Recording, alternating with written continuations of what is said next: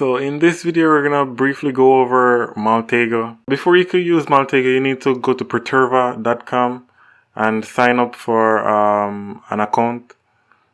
You need to register with Paterva, and then they'll send you an email to your account to activate your account. Just put your first name, your last name, organization, your email, your password. And make sure you use your correct email. Don't put a bogus email because they're going to send you a confirmation email. You're going to use it to activate your account. So make sure you have the correct email. So I have an account already. I'm not going to register. I'm just going to go over to my desktop and open the Maltego application.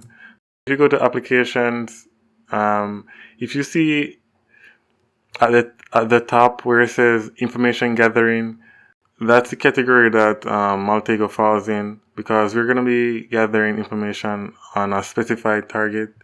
So now that's open. If you look to the far right below the plus sign, those are the transforms. Whenever you open Maltego, you're going to use it. Make sure you refresh the transform so that they're fully updated. A transform is an application that will take a bit of data and analyze it against a predetermined set of characters and add that information to the graph.